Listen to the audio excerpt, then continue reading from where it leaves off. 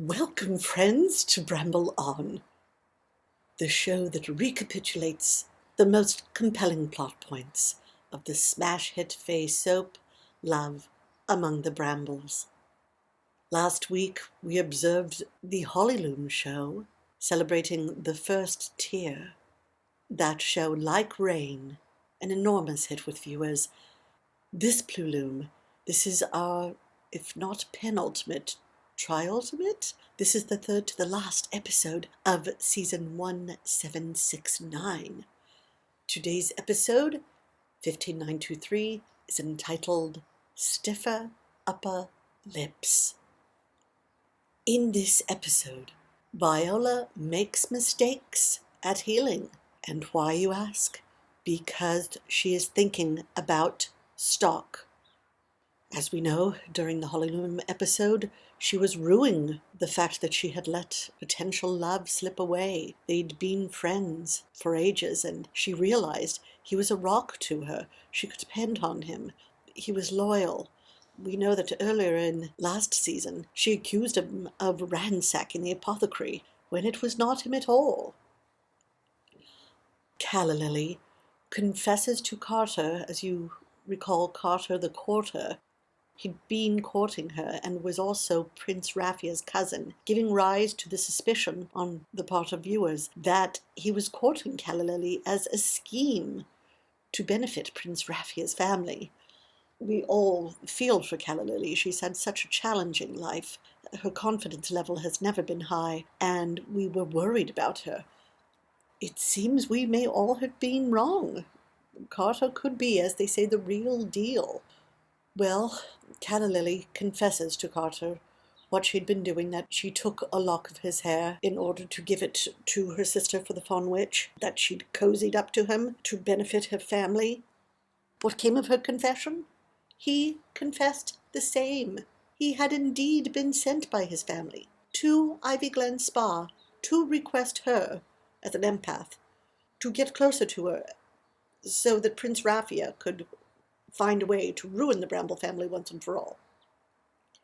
However, he ended up realizing what a fine individual Calla is, and he could not go through with the plan.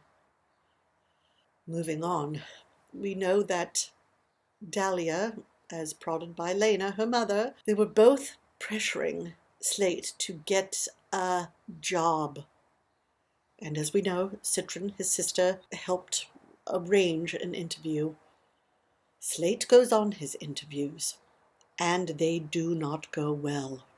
He returns unemployed, much to the dissatisfaction of his wife Dahlia and Dahlia's mother Lena, whom Slate wishes to woo.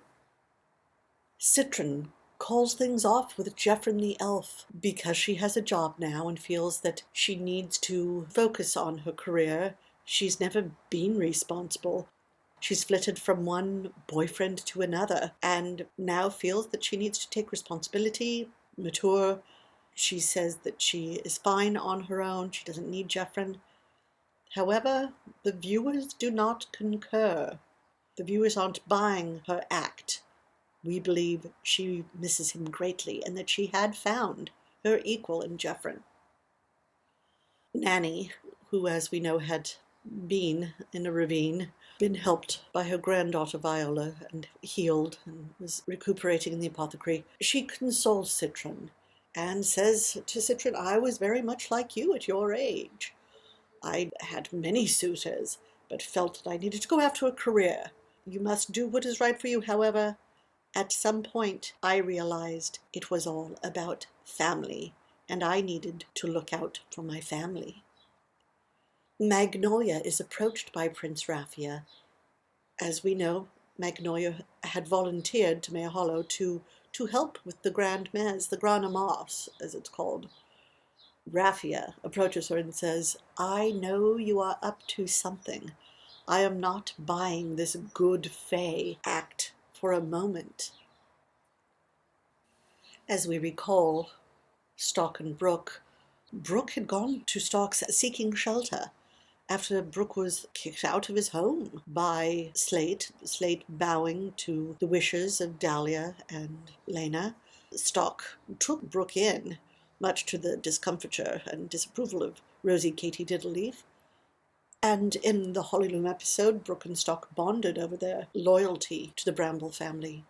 Brooke tells Stock whether they move or not. As they discussed perhaps leaving Grover's Hollow. Brooke considers everyone is getting a job. Perhaps I should get one too. What sort of job a fae who once fancied himself a unicorn could get is certainly of interest, but we shall see. The mayor, similarly, goes to Stock and asks Stock to be on the Ring Council. A very, very prestigious honor. But of course, that would mean staying in Grover's Hollow after Stock and Brooke had made up their minds to go. And last, Milliam, newly married Milliam, has been dealing with the human Dodd Hoskins, the human Nanny Nettlebottom, saved from that accident last season. Milliam is not able to shake Dodd, and as we recall, to much chagrin, Dodd was the only person who was able to actually witness the party that introduced or welcomed Dahlia and Lena into the ring. The viewers, of course, not being able to see it, the viewers, of course, livid. I'm still getting hate mail, even though I have nothing to do with the production of Love Among the Brambles. In order to keep his beloved nanny, Pearl Nettlebottom, safe, and the ring, Milliam makes the brave decision, the selfless decision, to take Dodd away from the ring. And he does, leading him far, far away, leaving behind his new bride. This was a sobering episode, to be sure. Now, let us have a word from our sponsor. This Pluloom sponsor is Tortoise Wax, the Omniverse's leading brand in Testudinidae,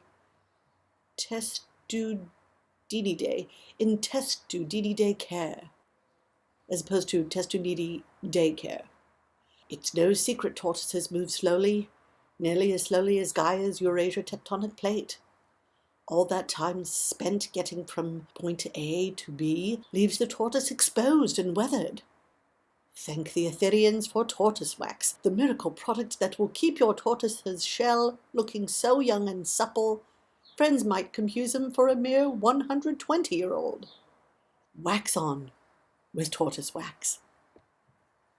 This episode received a 4 mushroom 1 flower rating. But what say you? As always, we will take calls from the viewers.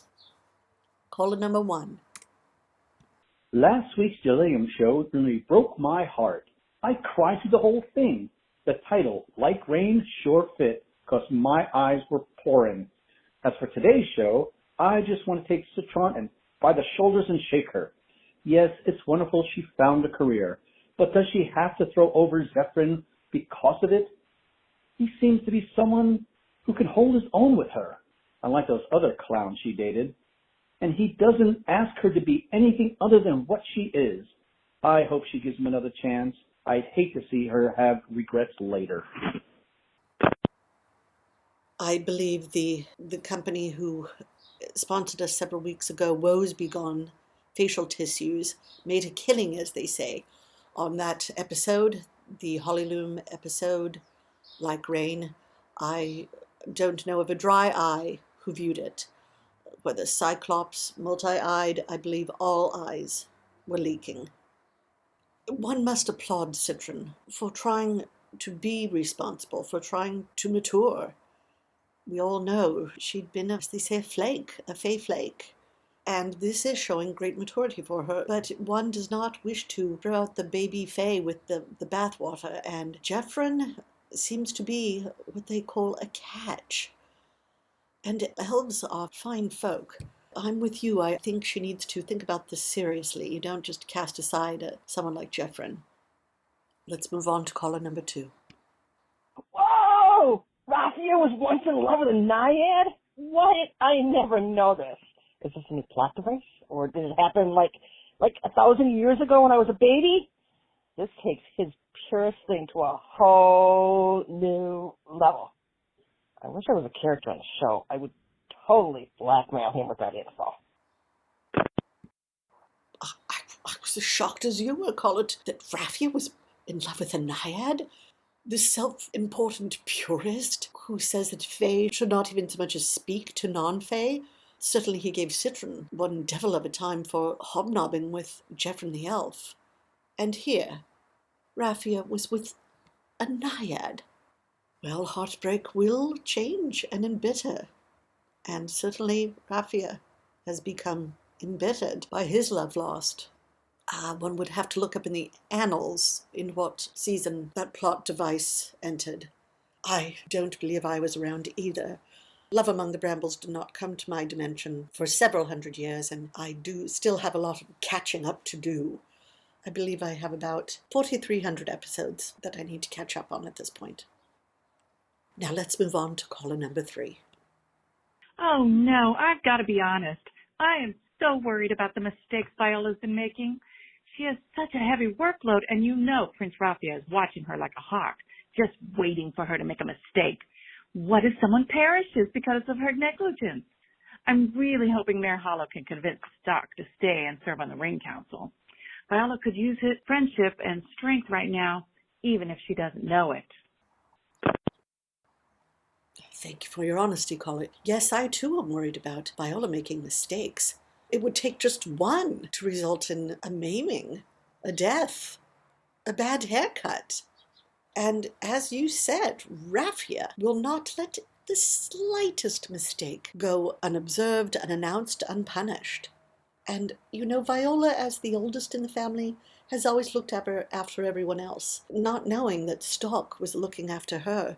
But now that she's alone, with all this responsibility as the healer for the entire ring, no longer was Stock to look after her since they had their falling out.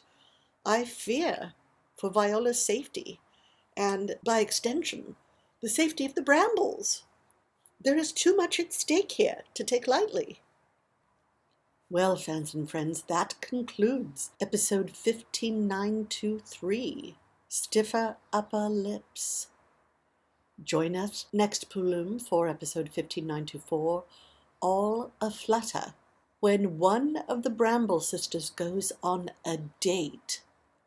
Slate and Brooke have words, and Magnolia considers an alternate path.